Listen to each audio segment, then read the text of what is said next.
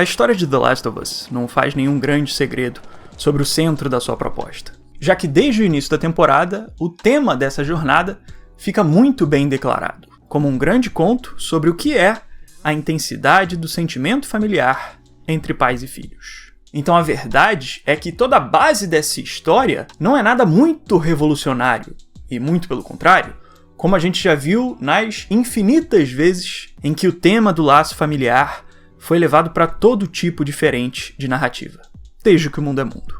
Mas no meio dessa temática, que é super frequente, o diferencial mais único de The Last of Us fica mais evidente agora, no final da jornada, que é o fato de The Last of Us não ser só uma história sobre o amor e tudo que há de bom para se viver. Porque, na verdade, ela é um conto sobre o amor e também a desumanidade incomparável que só esse sentimento pode causar. E essa formação faz com que nessa história a violência seja tão expressiva quanto o próprio afeto. Ao longo da jornada do Joel e da Ellie, a relação entre eles dois vem ficando cada vez mais afetiva e, por consequência, cada vez mais próxima. E como um reflexo daquele paralelo que eu comentei entre a afeição e a violência nesse mundo, essa proximidade dos dois também faz com que a Ellie herde a agressividade do Joel. Eles vivem num mundo que é hostil e imprevisível, então parte do papel paternal que o Joel enxerga em si mesmo é transmitir o que pode garantir a proteção da Ellie, que é o que ela reproduz quando ela ataca, controla, caça e até mata o que está ao redor dela. Então a gente acompanha uma jornada onde o Joel muda a Ellie e a Ellie muda o Joel, porque enquanto ela permite que ele aceite seus sentimentos, ele faz com que ela amadureça suas capacidades, com ela aprendendo a ser mais resistente contra os males desse mundo. I was quiet. I checked my sticks, I looked for tracks, I found the high ground, and I kept watch, like you taught me to. Mas agora, nesse novo episódio, com a apresentação da Anna, que por sinal é interpretada pela Ashley Johnson, que é a voz inconfundível da Ellie original, esse amadurecimento que a gente vem acompanhando da Ellie ganha mais uma etapa, que é a origem dela. O nascimento da Ellie é o exemplo perfeito daquele paralelo inseparável entre o amor e a desumanidade, porque ela nasce num contexto onde toda a agressividade da luta de uma mãe é justamente o resultado de todo o amor que ela sente. E quando a pequena Ellie chega no colo da Anna, aquele diálogo bem breve expressa quais são as diferentes camadas envolvidas nesse laço familiar entre as duas. Com a Anna tendo a primeira conversa com a sua filha, demonstrando todo o seu amor, mas também dando um incentivo de luta contra esse mundo, que é o que ela sabe muito bem que ela vai ter que enfrentar a partir de agora. Yeah, you tell her. You fucking tell Melly.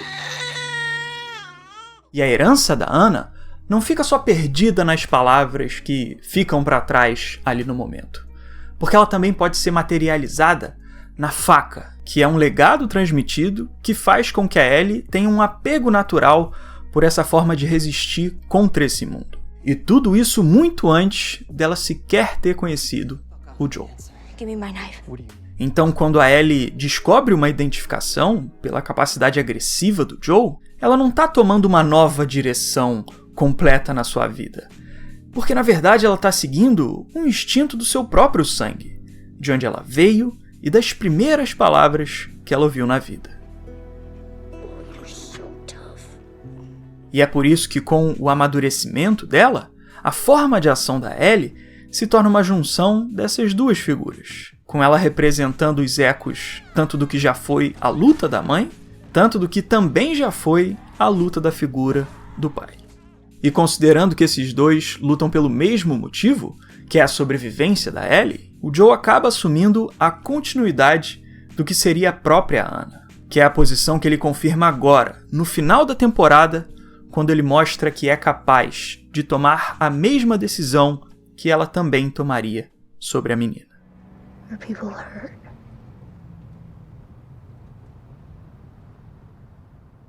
Yes.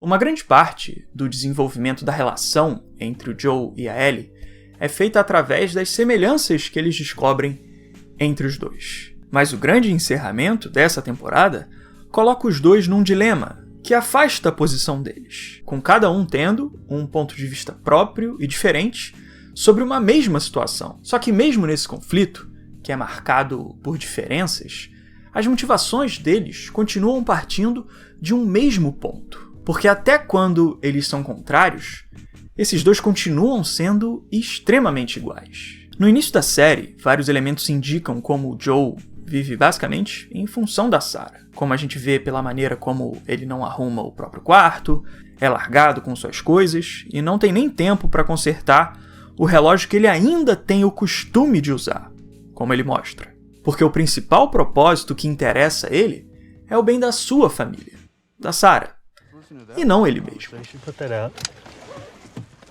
Happy birthday to you. E depois que acontece o apocalipse, esse ideal do Joe volta à tona mais uma vez, quando ele parte em busca de salvar o Tommy, porque ele continua carregando o mesmo tipo de motivação, como alguém que ainda busca viver em função do seu círculo, da sua tribo e da sua família, e nunca em função só dele mesmo. I need the battery, Tess.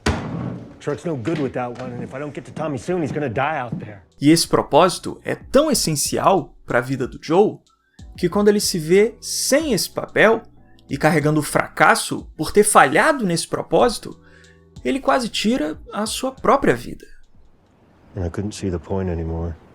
Simple as that. Então, o que é um dos traços principais do Joe é a característica dele de não se dedicar a si mesmo, mas sim se entregar em função da sua tribo, que é como Bill fala lá no episódio 3, que ele tem o poder de ser um protetor, e pessoas como ele têm esse papel para assumir no mundo. You go north. You go to Tommy. Só que a condição da Ellie de ser a única cura para o mal do mundo faz com que ela acabe entrando numa posição que é muito parecida com a do Joe, onde ela carrega tanto a culpa da perda, quanto o potencial de saber que ela tem a capacidade de salvar os outros ao redor dela. It can't be for nothing. Ela não pôde salvar a Riley no passado, e mesmo depois que ela descobriu que era imune, ela também não conseguiu salvar o Sam. E ainda antes disso, desde que ela saiu de Boston, a Marlene ainda fez questão de deixar claro o tamanho da responsabilidade dela, por causa da capacidade que ela tinha, que era diferente de tudo e de todos. Because you have a greater purpose than any of us could have ever imagined. Então, como resultado, o Joe e a Ellie acabam tendo um mesmo tipo de propósito, que é a disposição de sacrificarem a si mesmos por uma existência que vai além deles. Assim como o Joe sabe que tem o potencial de ser um protetor, como ele mostra no fim desse episódio, a Ellie também sabe que ela tem uma capacidade diferencial. E isso faz com que os dois tenham o mesmo senso de responsabilidade de assumirem um dever, que só pode ser deles. But there's no halfway with this. We finished what we started. E além disso, os dois ainda carregam o fardo da perda, o que faz com que eles rejeitem com todas as forças as chances deles enfrentarem mais uma vez os seus próprios fracassos.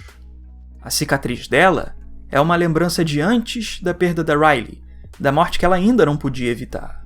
E a cicatriz dele é uma marca do que foi causado pela perda da Sarah.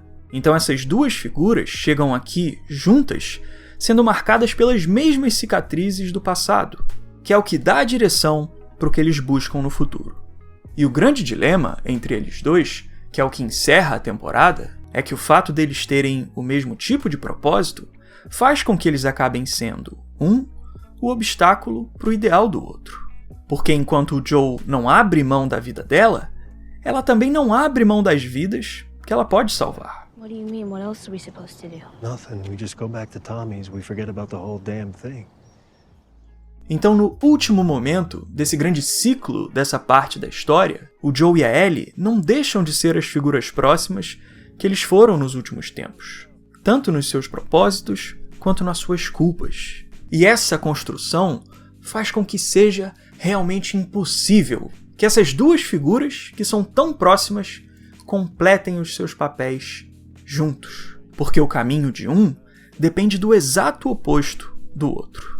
E é por causa dessa proximidade, de uma Ellie que vê seus próprios ideais nesse Joel, que ela já tem todas as razões do mundo para saber qual é a verdadeira realidade da história dela. E é por isso que a partir de agora, essa proximidade pode não ser mais tão próxima assim.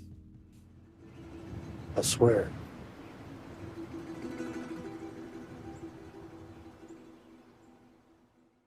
Então, galera, essas foram minhas impressões sobre o último episódio dessa temporada de The Last of Us. E é isso, eu queria agradecer muito a vocês que acompanharam a temporada aqui comigo.